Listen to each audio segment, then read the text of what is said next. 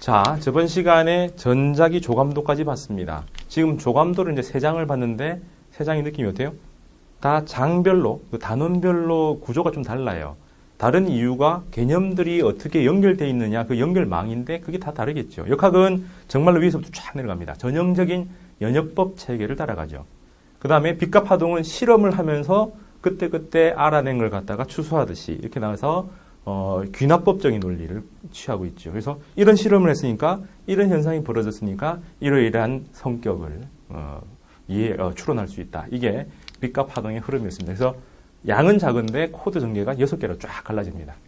자, 전자기는 기본적으로 전기력과 자기력이라고 하는 별개의 힘을 수학적으로 전개를 하면서 같다라고 맥스웰이 1800년대 중후반에 가서 처음 찾아냅니다. 그리고 그거는 철저하게 수학적으로 넘어가죠. 그래서 우리는 수학적으로 넘어가기 전 단계에서 배웁니다. 왜? 우리 실력이 안 되니까. 그리고 개념은 우리 자연계에서 그냥 가만히 있는 우리 눈에 보이는 대로 우선 우리 직관이 익숙해져 있기 때문에 거기서부터 출발해서 이제 쭉쭉 넘어가야 되죠.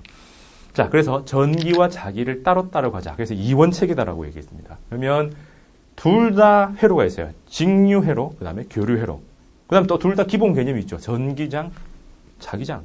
어째 보면 이 구도가 답니다. 근데 맨 마지막 장에 23장인가요? 맥스웰 방정식이라는 코너가 따로 있죠.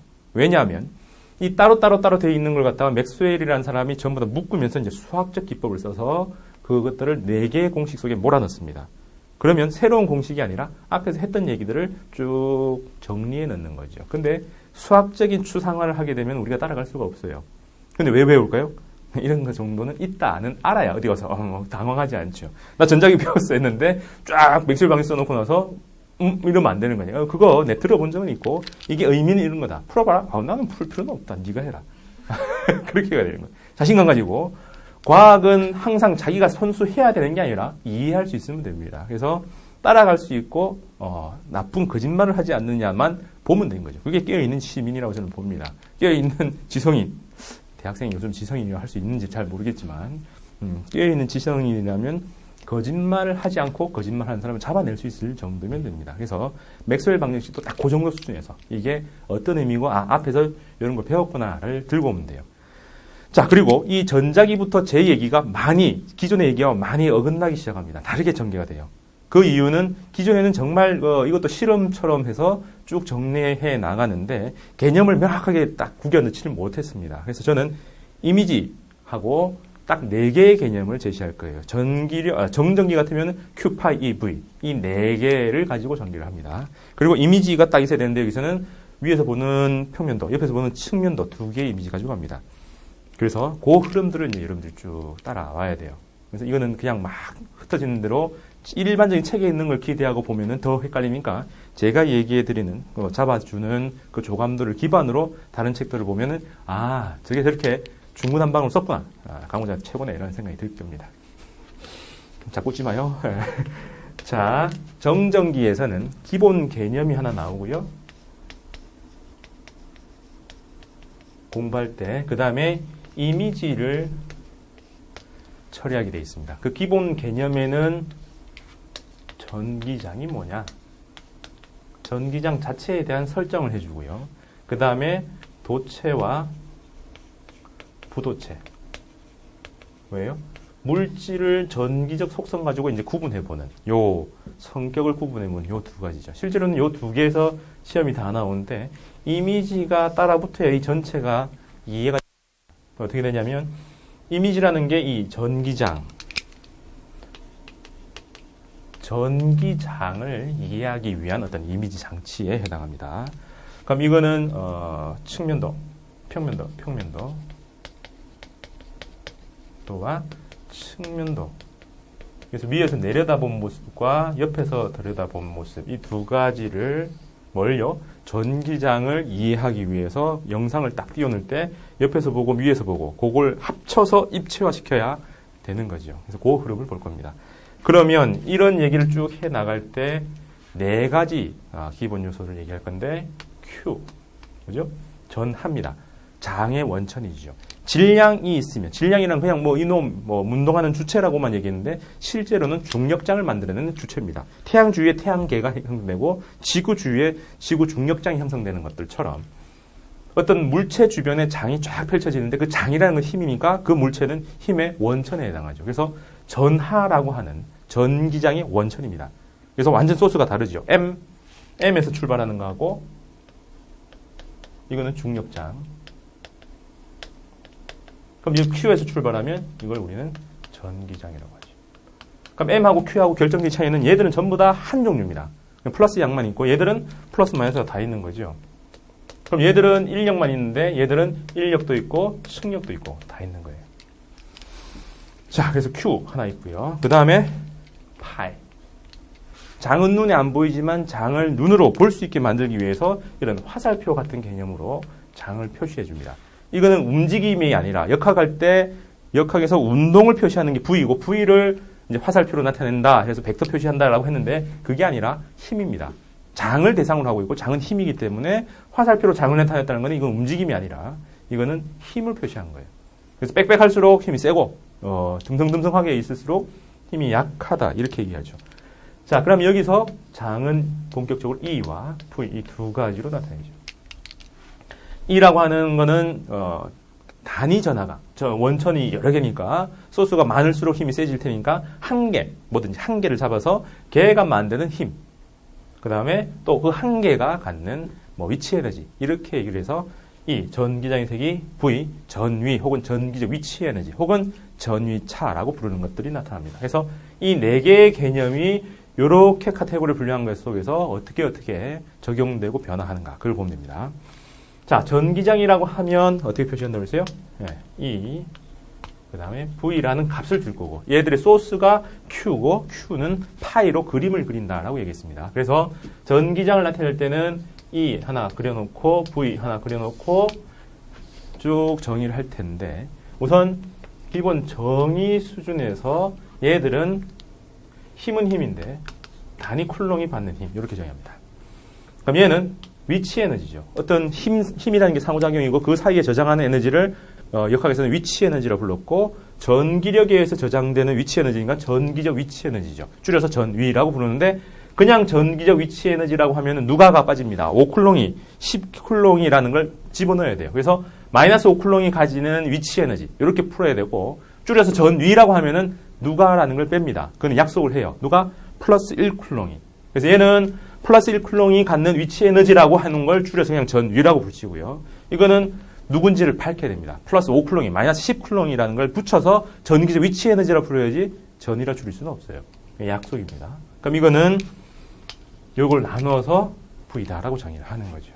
그럼 이 얘기는 정의고 문제에서 전기장의 세기를 구하라 하면은 힘을 구하되 플러스 1이 받는 힘, 전위를 구하라 하면은 전기적 위치 에너지를 구하되 플러스 1쿨롱이 갖는 이라고 해석을 한다는 겁니다. 그래서 문제 풀 때는 F를 구하라 라고 하면은 E부터 구하고 그 다음에 Q를 곱한다. 이런 식으로 생각을 해야 된다는 거예요.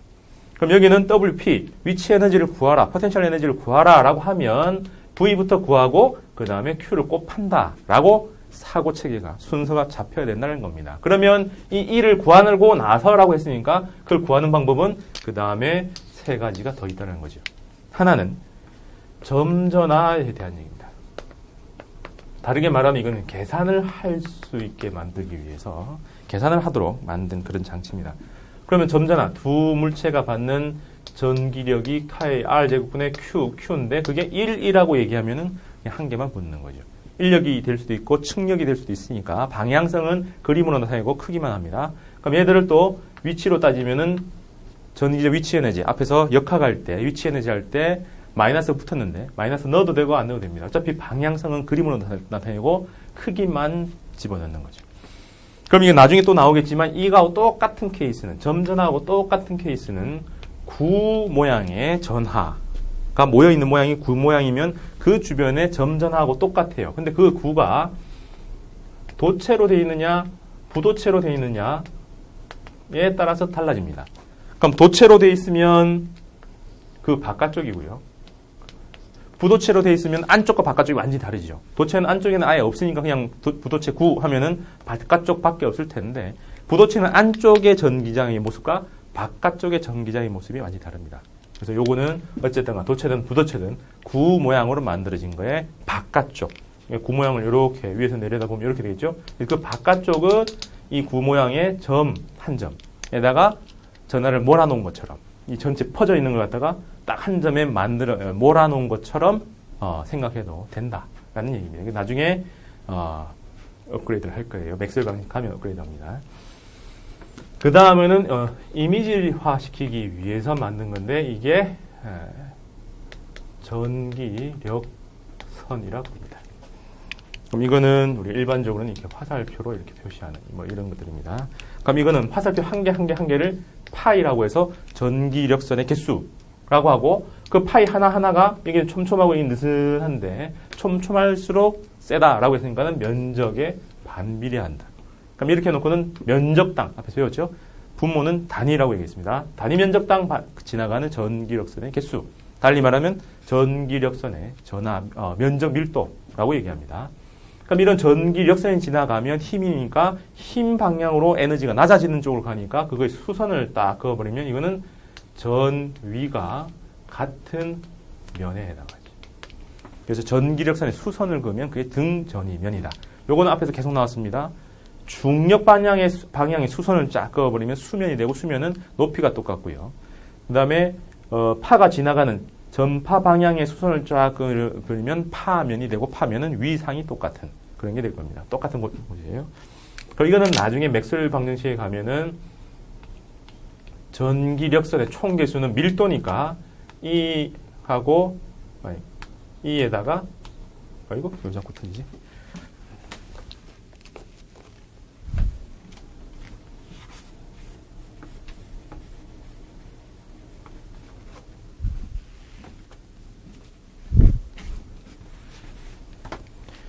이거는 전기력선은 전기장의 세기에다가 면적을 적분한 싹 다 합친 것 밀도였으니까 넘기면은 파이가 되죠. 이거하고 총전하와 유전율을 나누는 것 이게 맥스웰 방정식에서 제일 중요한 가우스 법칙에 해당하는 그림인데 요 얘기를 나중에 쓰려고 요 얘기를 써서 요거하고 연결시키는 거에서 둘을 연결시키는 요 개념을 만들려고 아예 정의단에서 제가 집어넣은 겁니다. 그 다음은 제일 특이한 상황인데 특수 상황이에요. 특수 상황인데 그게 뭐냐면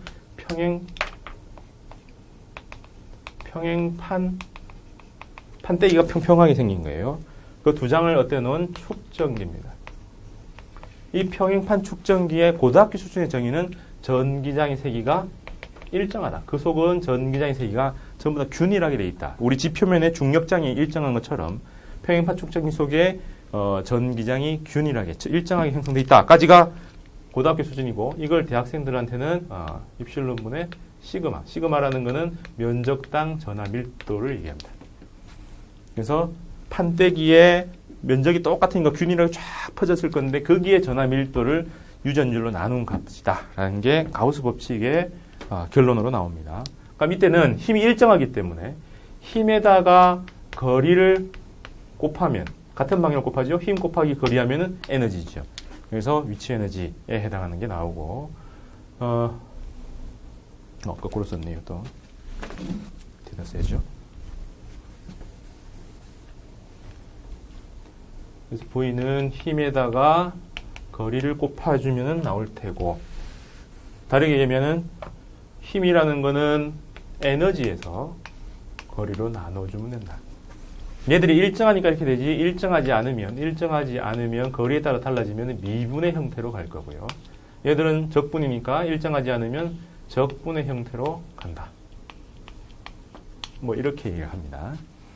그래서 요 흐름 중에서 뭘 쓸 건지 그거는 이제 여러분들이 상황마다 판단해서 정합니다. 그래서 이거는 계산을 구체적으로 하나하나 한 땀 한 땀 할 때 이거는 이미지로 쫙 줬을 때 이거는 문장을 해석할 때 그 다음에 이건 특수한 경우에 해당하는 평행하게 판때기 두 장이 딱 놓여 있을 때 그때 위에 플러스가 놓이고 밑에 마이너스가 놓였을 때 이 사이에 전기력선이 이렇게 균질하게 형성될 때 이 속에 전기장을 구하면서 양극판 사이의 전이차를 구하는 그런 흐름입니다.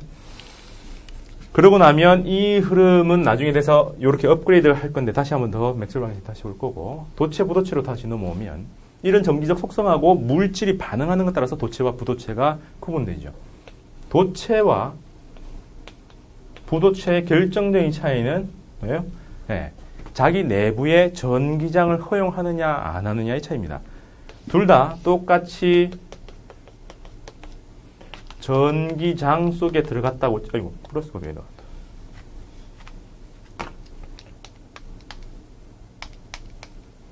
이렇게 두고, 전기력선이 이렇게 뭐, 균질하지 않아도 상관없겠죠. 적당히 지나간다고 치자. 지금 이 화살표 그린 게 전기력선이고, 면적당 잡으면은 전기력선의 밀도, 전기장의 색입니다. 이럴 때, 여기다 도체를 갖다 놓고, 여기다 부도체를 갖다 놓으면, 도체는 이 속에 지나간 걸 무조건 없애버립니다. 없애서 안쪽에 자기 몸속에 전기장이 지나갈 수 없도록 외부에 다시 유도를 시키죠. 접촉하지 않은 상태에서 끌려가는 현상을 유도라고 하고 플러스가 있으니까 마이너스가 그 앞에 끌려가고요. 그럼 여기 다시 전체적으로 중성이었는데 끌려갔으니까 안 끌려가고 남은 애들이 있었겠죠. 그게 플러스죠. 그래서 둘 다 더했을 때 처음에 전화량과 똑같게 그냥 있는 걸 갖다가 플러스 마이너스 갈라버린 겁니다. 그래서 화살표를 이렇게 떨어지게 만들면서 다시 출발하게 만들죠. 그래서 최종 결론은 도체 내부의 전기장의 세기가 전혀 없는 상황. 이게 핵심입니다. 어떨 때요? 정전기일 때입니다. 동전기, 전기장이 막 바뀌고 있고 전류가 막 흐를 때는 아니고 그럴 때는 전하가 흐르도록 밀어주는 힘이 있어야 됩니다. 그게 아니고 배치가 다 끝나고 정적인 상태다라고 하면 도체에는 전기장을 절대적으로 허용하지 않습니다. 수업 시간에 조는 사람을 허용하지 않는 내 성격과 비슷하게 이런 것들도 그런 거죠. 도체는 한 놈이라도 지나가면 그거 없애라 해서 전하를 싹싹 분해시킵니다. 그래서 그 안에를 없애도록 중성을 만들도록 있었던 걸 갖다가 없애도록 역행하는 전기장을 걸어주죠. 보면은 외부 전기장을 오른쪽으로 가고 있을 때 내부에서 플러스 마이너스 바꿔서 역행하도록 만들어서 플러스 마이너스 제로 만드는 그런 흐름입니다. 도체의 가장 중요한 성격은 뭐라고요? 전기장의 세기가 없는 거예요. 그럼 전기장의 세기가 없으면 한 단계 더 나아가니까 그 속에 전기력선의 개수도 전혀 없는 거죠. 그죠? 그러면 전기력선이 뻗어나가는 그 출발점 혹은 도착점을 우리는 플러스 전하, 마이너스 전하라니까 거기는 전하도 대전되어 있는 전하도 전혀 없는 겁니다. 그래서 산무, 세 개 다 없다. 도체 내부는 셋 다 아무것도 없어야 됩니다. 안쪽에는 전하가 없어요. 그럼 어디만 있어요? 대신 얘하고 대비되도록 표면. 속 전하는 없고 표면에만 전하가 있는 거죠. 넌제로. 그래서 겉표면에만 적당히 분포합니다. 그럼 이것도 한 단계 더 업그레이드 하면 겉표면 중에서도 어디 많으냐? 면적당 전하량. 을 따지기 때문에 기본적으로 곡률 반절임이 작은 속에 면적당 표면 그 전하량, 전하 밀도가 점점 높아지겠죠. 그래서 곡률 반절임이 작다라는 게 뭐예요? 뾰족한 거죠. 그래서 뾰족한 곳에 전하의 양이 아니라 전하의 면적 밀도가 높다. 그죠? 그래서 뾰족한 데 많이 모인다. 그게 우리 속담에는 못한 놈이 정 맞는다. 그죠? 뾰족한 놈이 벼락을 맞을 수가 있다. 그런 얘기들을 같이 하는 겁니다. 그래서 이렇게 전개가 되고요. 그럼 이게 전혀 없는 상태니까 이 속에는 이동할 때 전기력의 영향을 안 받는다. 달리 말하면 전기적 위치 에너지의 변화가 없다라고 해서 모든 게 일정한 상태죠. 그래서 뭐라고요? 도체 내부는 무슨 상태? 등, 전위, 면, 도체의 모든 면은 등, 전위, 면이다. 그럼 여기서 또 하나 더 추론을 하면 등, 전위, 면에 수직으로 뭐가 나가요? 전기 역선은 도체 표면과 항상 수직 관계에 되죠. 이게 도체의 성격입니다. 이거 가지고 뭔가 얘기를 많이 하지만 기본적으로는 여기서부터 출발해서 나머지는 다 추론의 단계죠. 왜 이렇게 가요? Q파이의 V가 정전기에서 가장 핵심이니까. 그럼 도체는 이러는데 부도체는 어떻게 했느냐? 부도체는 이 속에서 핵에 묶여 있는 놈들이 있기 때문에 핵이 전자를 놔주질 않으니까 묶인 채로 약간 이렇게 극이 나누어집니다. 이런 현상을 유도되다, 전기 때문에 유도되었습니다. 그래서 결국은 나누어집니다. 뭐가? 극이. 그래서 전기장 때문에 유도되어서 극이 나누어지는 이런 현상이라고 이걸 갖다가 유전율이라고 부르죠. 그런 정도를. 그럼 이런 정도를 유전율이라고 이러한 물체를 유전체라 불러요. 유전체라 부르고 그거는 부도체하고 똑같은 놈이다. 그럼 이 극이 나누어진 정도가 크면 클수록 역행하는 전기장이 도체만큼 사라질 만큼은 안 되지만은 조금은 더 강하게 생기겠죠. 그래서 이 유전율 정도를 입실론이라 하면 이게 커지면 커질수록 1차적으로 뭐가 생겨요? 전기장 중에서 유도된 전기장이 점점 커집니다. 그러면 외부에서 걸어주는 거에서 유도된 전기장을 뺀 게 뭔데요? 네. 내부 전기장이겠죠. 외부에서 딱 끌어주고, 그래서 역행하도록 딱 끌어주고, 서로 플러스 마이너스 사이에 놓고 나서 0이 되면 도체인데 0이 되지 않고 남음이 있음인 거죠. 그러면은 유전분이 커지면 클수록 내부는 점점 0에 가고, 이게 극한으로 갔을 때를 우리는 도체라고 부릅니다. 그래서 아주 유전분극을 잘하는 놈, 그걸 도체라고 하고, 일반적인 부도체는 적당히 하더라. 그럼 적당히 잘 할수록 내부는 도체에 가깝게 뭐라고요? 전기장이 없어지는 쪽으로 쭉 살아남는다는 거죠. 그래서 부도체는 요 흐름이죠. 이게 왜 중요할까요? 비례, 반비례. 뭘까요? 반비례죠. 그래서 그 흐름을 이제 알아야 된다라는 게 기본 코스입니다. 그럼 여기서 특수한 조건을 이 물체에다가 전기를 적당히 딱 끌어주면 도체가 됐다가 또 적당히 다르게 주면은 부도체가 돼서 이 조건을 우리가 컨트롤하면서 도체, 부도체를 바꿔나가면은 온오프에서 이진법 체계가 나오죠. 그게 지금 나오는 컴퓨터의 가장 베이스에 해당하는 반도체 작동 원리입니다. 그럼 그걸 바꾸기 위해서 MPPN 뭐 이런 것들을 막 붙여나가면서 이제 2극 혹은 3극으로 넘어가죠. 그게 최근에 수능에서 나오고 그게 MDP에서도 흐름이 넘어오기 시작했죠. 여튼 정전기에 대한 얘기는 여기까지가 다입니다. 그렇죠? 이 전체를 가지고 그럼 이미지로 흐름을 보자라고 하면 장을 볼 건데 그 장을 이미지를 보자면 어떻게 할 거냐라고 할 때 기본적으로 보면 자 플러스가 있습니다. Q. 그 다음에 플러스가 있으면 여기서부터 뿜어져 나갈 건데 입체로 방사선으로 나갈 겁니다. 그럼 이걸 갖다가 파이라 부르겠죠. 그럼 플러스에서 나가고 마이너스로 들어오는 거니까 마이너스를 갖다 내면 이 전기력선은 플러스 전하가 받는 힘의 방향이라서 플러스는 다 밀려갈 거고 마이너스 쪽으로는 전하가 밀려 들어올 거기 때문에 플러스는 다 당겨오기 때문에 이렇게 나오겠죠. 그래서 화살표 방향만 달라집니다.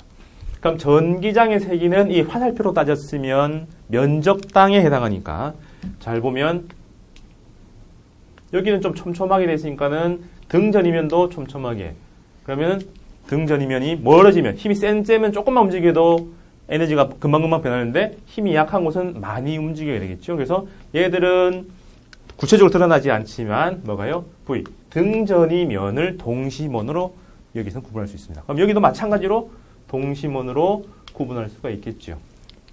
그럼 이럴 때 Q 파일을 명확히 그려놓고 동시면 뭐예요? 등전이면을 표시해놓고 둘 다 전기력선의 차원에서도 빽빽할수록 그 다음에 등전이면의 차원에서도 빽빽할수록 전기장이 높게 그려지는 그겁니다. 이게 위에서 내려다본 그런 모습이죠.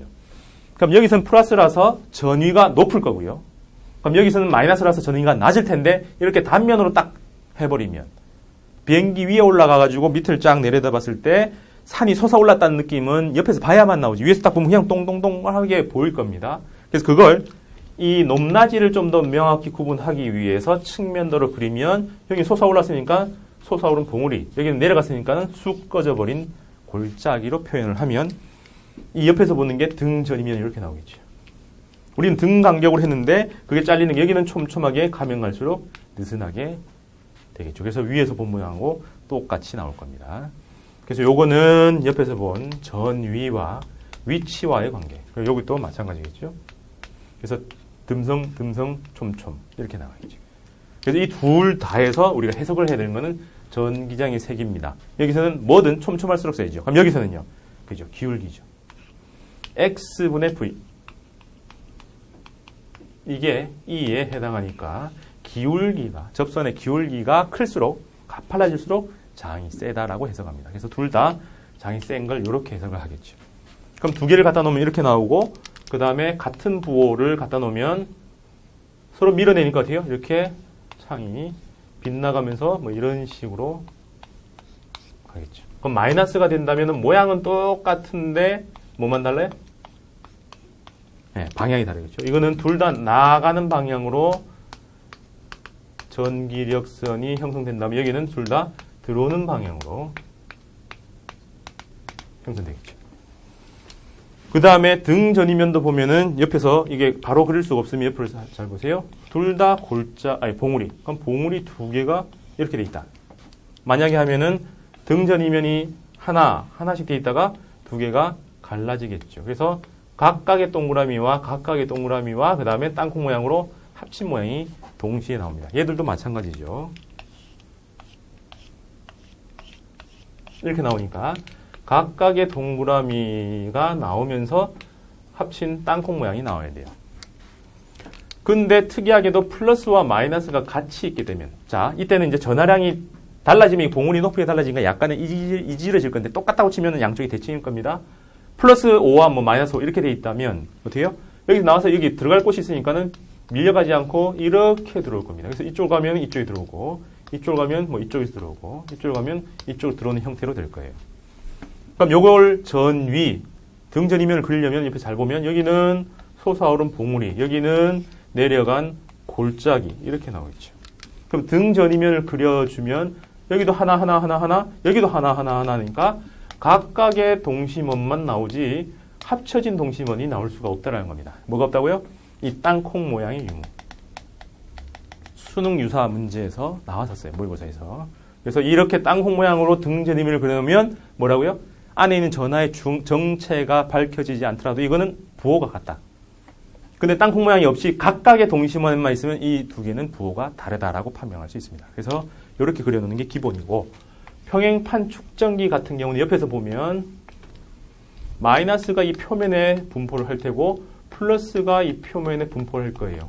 그러면 플러스에서 마이너스로 전기력선이 갈 거고 이것들이 오선진처럼 등간격으로 촘촘하게 딱 나래비를 설 겁니다. 그러면 측면도를 보면은 여기가 낮고 여기가 높으니까 이렇게 올라가겠죠. 왜? 기울기가 일정하지요. 왜요?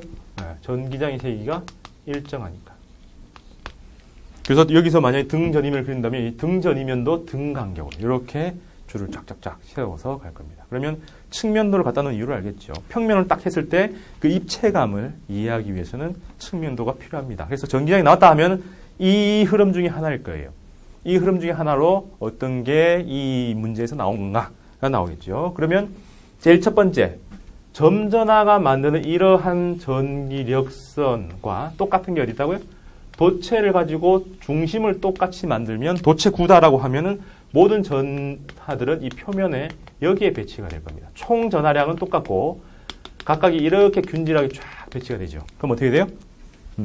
가운데 도체 안에 있는 전기장의 세기가 싹 사라지는 거죠. 그래서 이렇게 나옵니다. 그러면 도체구가 만든 건 여기서 전부 다 수직으로 나가는 전기력선의 모양일 텐데 이거는 아까 그렸던 점전하가 여기에 이 모든 전하가 한 점에 모였다면 센터에 모였다면 했을 때 그려놓는 거하고 어디에서 똑같아요? 네, 안쪽에서는 다르지만 바깥쪽이 다 똑같죠. 그래서 도체구가 만드는 바깥쪽의 장과 점전하가 만드는 그 똑같은 지점에서의 전기장은 똑같다. 그럼 여기서 이제 부도체가 된다면 어떻게 돼요? 부도체가 된다면 또 여전히 바깥쪽은 점전하가 만든 거하고 똑같은데 부도체는 전하가 있을 수 있죠. 그래서 전제가 붙습니다. 균질하게 됐을 때 이상한 데 내가 박아놓으면 안 되고 균질하게 되어 있다면 이 속은 전기장이 조금은 더 있어요. 바깥쪽만큼 아닌데 조금 더 있는 거죠. 그래서 그걸 옆에서 표시를 해보면 여기까지는 점전하처럼 쭉 올라가죠. 이게 쫙 간 게 점전하고요. 아예 없어지는 게 도체라면 부도체는 여기까지는 똑같고 여기서 비례하는 흐름으로 그럼 이쪽하도 마찬가지겠죠. 여기까지는 다 똑같고요. 도체구, 부도체구, 점전하 다 똑같은데 안쪽에 들어갔을 때도 쭉 계속 올라가는 흐름이면 점전하, 아예 없어져 버리면 도체, 그 사이에 직선 형태로 균질하게 딱 요거처럼 균질하게 되어 있다면 얘들은 부도체다. 균질하게 대전되어 있는 부도체 내부는 이렇게 되어 있다라고 해석합니다. 요 흐름까지 되어 있죠. 풀기 한번 해보세요.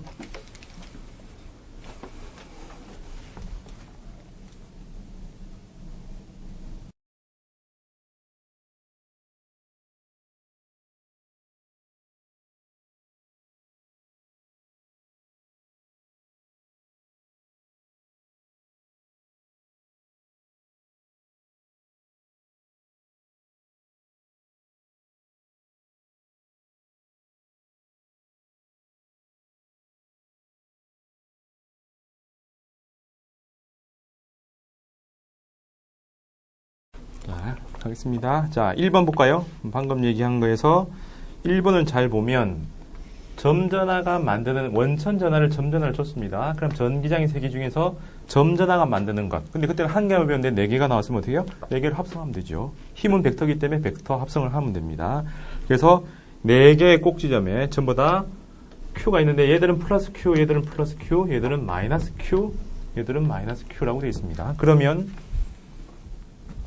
얘들은 솟아오른 전위, 얘들은 쑥 내려간 전위고 전위를 따진다면 K에 R분의 Q를 써서 할 거고 전기장의 색이라면 K에 R 제곱분의 Q를 쓰겠죠. 그럼 어느 지점이냐? 4개가 만드는 장이 여기 쫙 불균질하게 쭉 형성이 될 텐데 어디서? P점, 요 점에서죠. 그럼 이 점에서의 받는 힘이죠. 힘. P점의 힘은 P라는 전화량에다가 전기장의 세기를 집어넣으면 되겠죠. 그럼 점전화가 만든 전기장은 여기에 플러스 1을 두고 얘하고 서로 밀고 당기는 그 전기장의 세기를 더해주면 되겠죠. 그러면 얘들은 밀고 얘들도 밀고 얘들은 당기고 얘들은 당기고 그러면은 이 두 개를 합치면은 이렇게 나오겠죠. 그죠? 그래서 요만큼 그럼 원래 한 개에 2배를 해서 한 개가 전부 똑같으니까 이 둘이 받는 크기들은 전부 다 똑같을 테니까 그 하나를 구해서 K에 R 제곱분의 Q라는 걸 구해서 그걸 2배를 하고 그거에 루트 2배까지 한 게 이 왼쪽 방향이겠죠. 그래서 전기장 세기의 방향은 서쪽 방향일 테고 크기는 이만큼이라 할 수 있습니다. 그럼 이때 이 R자리는 어디에요? 1. 한 변의 길이가 플러스 1이니까 요 길이가 1이죠. 그러면 요 길이에 해당하니까 이건 루트 2의 반 해서 요 놈은 루트 2의 반의 길이겠죠. R이. 그래서 그 값을 집어넣고 이 둘 사이에 하나 구해놓고 하나, 둘 해서 4개 합성은 요 대각선이다 라고 해석을 해줍니다. 되겠죠? 자, 그러면 예제 2번으로 가보면 4개가 아니고 2개만 있다면 어떻게 되겠는가? 그럼 플러스 1과 이제 값이 좀 달라지죠? 플러스 4입니다. 그럼 기본적으로는 전기장의 색이라는 것은 플러스 1을 갖다 놓고 얘가 받는 힘인데 여기 있으면은 서로 밀고 서로 밀리니까 0이 될 수가 없는 거죠. 그럼 0이 되려면 이 선상일 테고 이쪽에 넘어가면 둘 다 밀고기 때문에 바깥쪽으로 가니까 안 되고 요 사이에 어딘가에 있을 거다.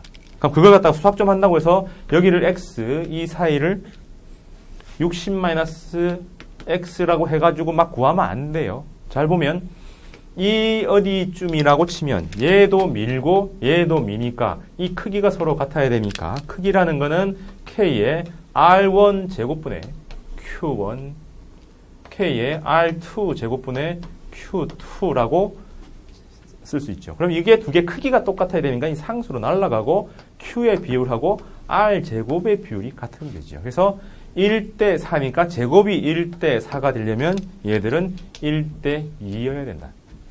이런 점을 이 두 사이를 1대 1로 내분한 점이다라고 얘기하죠. 그럼 60의 내분점이니까 A로부터 20cm 지점이다. 그 지점이 전기장 세기가 0이 되는 지점이다. 라고 해석을 합니다.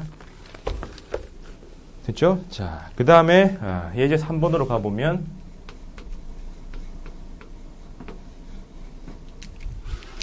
예제 3번에서는 전기력선을 줬어요. 그럼 이것만 가지고도 여러분들이 추정을 할 수 있어야 되는 게 전기를 이렇게 나가면 배치의 디테일은 모르지만 여기 어쨌든가 플러스, 원천 전환 중에서 플러스가 있어야 되고 여기 마이너스가 있었을 거다. 그 다음에 등전이면은 여기서 대략 이렇게 휘어지면서 여긴 촘촘하고 가면 갈수록 듬성듬성해지는 이런 모양이다까지 평면도를 그리고 그 다음에 전 위로도 봐도 옆에서 보면 전이가 왼쪽이 높고 오른쪽이 낮을 거예요. 그럼 장이 여기 왼쪽이 세고 오른쪽이 약하니까 기울기가 가파르게 가다가 완만하게 가는, 그래서 밑으로 볼록이 이런 모양으로 등전이 측면도가 그려질 거다까지 추정이 돼야 됩니다. 그래서 무엇이 나오건 여러분들이 장 전체 입체적인 모양을 띄워야 돼요. 아까 여기는 어떻게 했어요? 봉우리가 이렇게 쌍봉이 뜨면서 이게 쌍봉 을짝이가 쫙 펼쳐져 있는 그런 모양이라서 복합적이기 때문에 해석을 하기 힘들지만 얘들은 봉우리 낮은 봉우리, 높은 봉우리 그 사이에 골짜기, 마이산처럼 뭐 그런 느낌이겠죠. 그럼 여기는 장이 흘러가되 측면도에서 이렇게 흘러가도록, 그래서 각각을 측면도, 평면도 다 나와야 될 거라고 봅니다. 됐죠? 자, 그 다음 4번은 평행판 축전기가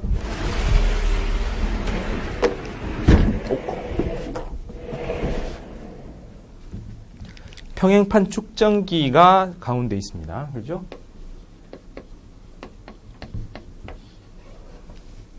평행판 축전기가 이렇게 있는데 이 속은 전기장의 세기가 일정하다고 했어요. 얼마로? D분의 V로. 혹은 밀도가 나왔다면 입실론 분의, 입실론 요 사이 유전율이죠. 유전율하고 그 다음에 전기장의, 이게 아니고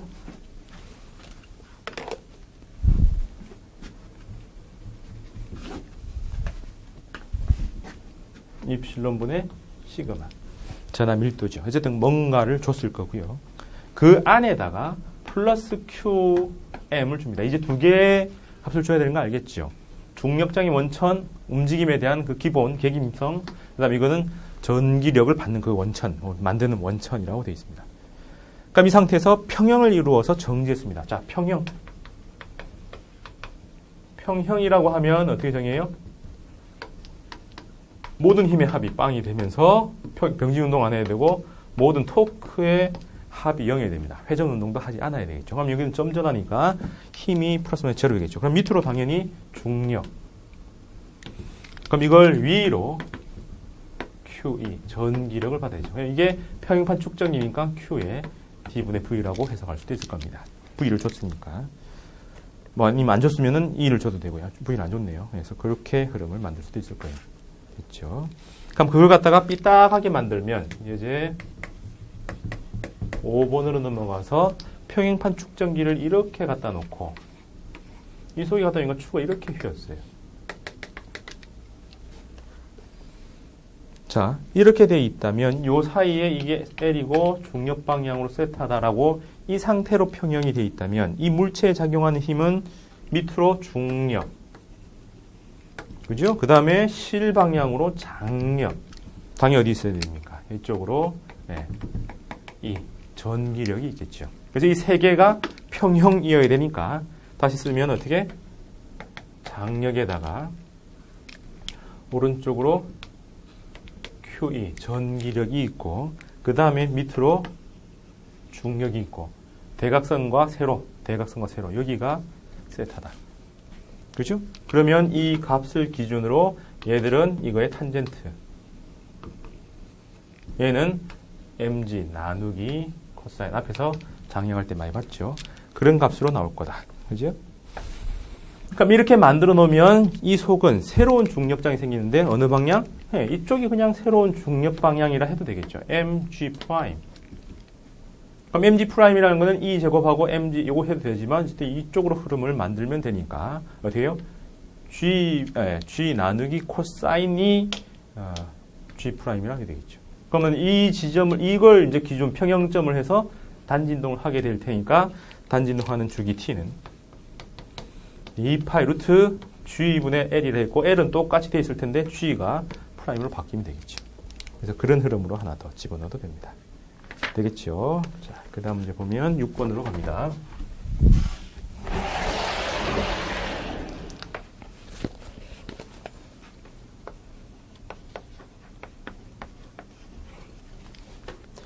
(6번으로) 가면 반지름이 서로 달라요. 뭘 형성한 거예요? 뾰족한 부분, 그 다음에 뭉뚱한 부분. 둘을 도선을 연결합니다. 그럼 모든 지점에 다 위 전위가 똑같은 도체 전체가 나오죠. 자, 그러하면 이렇게 연결했을 때 도체의 전하량은 얼마가 되겠는가? 이 양쪽이 도체를 연결했으니까 양쪽이 똑같은 거는 이 점의 전위와 이 점의 전위가 같습니다. 도체 구 모양으로 되어 있다면은 점전하가 만드는 것 중에서 이 점의 전위나 전기장은 똑같은 거죠. 도체구나 점전하가 똑같으니까 얘들은 K의 R1분의 Q1, K의 R2분의 Q2라 해도 됩니다. 그죠? 그래서 반지름이 R1, R2가 1대3. 그러면 전하도 1대3. 그죠? 그렇게 연결됩니다. 그러면 처음에는 서로 똑같은 양이어야 되죠. 그러면은 Q 대 Q여야 되는데 Q1 대 Q2가 몇 대면 1대3으로 가니까 어떻게 해요? 처음에 2대 2 수준으로 해서 옮겨간 거죠. 그래서 얼마로 하면 됩니까? 합쳐서 2Q가 돼야 되니까 반 2분의 1 Q와 여기는 2분의 3Q로 대전되면 되죠. 그래서 QQ였다가 2분의 1로 가니까 2분의 1짜리가 이동을 합니다. 어디로? 왼쪽에서 오른쪽으로 2분의 1Q가 이동을 하면 여기는 Q에서 2분의 1Q로 옮겨갔으니까 2분의 3Q로 바뀌면서 1대3의 비율이 되겠죠. 합해서 2Q니까 그 비율로 나뉘어진다. 그래서 도선 사이 금속 공을 연결한 도선에서 흐른 총 전하량은 Q에서 2분의 1Q로 혹은 Q에서 2분의 3Q로 바뀌는 2분의 1Q가 흘렀다. 그죠? 흐르는 방향은 여기서 줄었으니까 오른쪽으로 이동을 했을 거다. 되겠습니까? 그런 흐름들이 가능합니다. 그 다음에 이제 7번으로 가주면 이건 아까 이 그림을 활용할 수 있겠죠? 이 그림입니다. 전기력을 이렇게 그리도록 이렇겠죠? 자, 이렇게 되어 있습니다. 양극파 사이에 도체를 넣으면 도체 내부의 전기장의 세기는 어떻게 되겠는가? 얼마가 돼요? 여기다가 요 사이에다가 어떤 물체를 쫙 집어넣을 텐데, 이게 아무것도 없으면 이렇게 쭉 올라갈 텐데, 이게 만약에 도체라면 어떻게 해요? 여기까지는 올라가는데 이 내부는 전기장의 세기가 0이죠. 그럼 이 양쪽의 전위가 똑같으니까 여기서부터 다시 외부에서는 전기장이 똑같으니까 이 기울기는 계속 똑같이 가니까 이렇게 가야지 도체가 나옵니다. 그럼 부도체는요? 이게 부도체라면은 조금은 살아남겠죠. 그 다음 다시 원래가고 평행하게 이렇게 올라가겠죠. 그럼 이거하고 또 다른 부도체, 약간 더 위에 올라간 거. 그럼 이게 입실론 1, 이게 입실론 2, 그 다음에 밑에가 도체, 제일 위가 부도체, 이런 순서가 나올 겁니다. 그럼 이 입실론 1과 입실론 2, 어느 게 더 위로 올라갈 거냐? 즉, 전기장이 더 센 놈이 누구냐? 이거죠. 잘 보니까 이 원, 내부에서 전기장 세기가 어느 놈이 더 세요? 이게 더 큰 거죠. 더 크다는 거는 유전 분극을 잘 못했다는 얘기죠. 그래서 이렇게 그림이 바뀝니다. 이 둘 중에서는 유전율이 밑에 게 더 크다. 그래서 도체에 가까울수록 유전율이 커진다라고 보시면 됩니다. 그래서 도체 사이에 집어넣으면은 0이 될 테고 나 그래프는 도체가 들어갔을 때는 이 평면으로 가는 게 나와야 되고 부도체 넣으면 살짝 남는데 유전율이 크면 클수록 도체에 가깝게 기울기가 완만해진다. 그 다음은 외부에서 전부 다 평행해야 되죠. 이게 뭔 말일까요? 모든 곳에서 전기장의 세기가 다 똑같죠. 물질 바깥쪽에서는 그냥 이렇게 똑같은 균질한 전기장이 형성된다. 이걸 착각하면 안 돼요. 여기서 나가다가 막히고 했으니까는 일단 막히면 다시 회복 안 된다. 그게 아니고 그 면에만 형성이 되고 요점은 다 원래대로 그대로 간다는 겁니다. 출발해서 가는 게 아니에요. 갖다 놓으면 힘을 왼쪽으로 받는다지 여기도 힘을 똑같이 받고 있는 겁니다. 자, 이렇게 해서 정전기 흐름을 문제까지 풀어보면서 얘기를 했습니다. 정말 명심해야 될 것들은 머릿속에서 이것입니다. 전기장을 4개 카테고리로 분류를 해가지고 따로따로 정리하는 거. 그래서 쓸 때 뭘 쓸 건지 불러오기가 힘들어요. 근데 4개밖에 안 되니까 4개까지만 참으면 됩니다. 그래서 전기장의 대쭉 알고 도체, 부도체 성격을 구분할 수 있을 거예요. 그 다음은 평면도, 측면도는 문제 시험장에서 나오는 것들보다는 나오기도 합니다만 이해하기 위해서 필요한 것들이라서 이 장은 이렇게 형성될 거야. 방금 점전화 플러스 마이너스, 그 다음에 점전화 2개짜리 플러스 마이너스 플러스 마이너스, 그 다음에 평면으로 되는 거. 그거까지 머릿속에 쫙 그려놓으세요. 그러면서 그 입체로 돌아갈 수 있게 만들어주면 됩니다. 나중에 입체 영상이 좀 만들어지면 이것만 가지고 이제 제가 3차원 영상을 만들어주면 참 좋겠는데 제가 못 만들고 부탁을 해야 되는 관계로 우선 여기까지만 합니다. 됐죠? 자, 그 다음 갑니다. 칠판 정리 좀 하고 잠시 쉬고 할게요.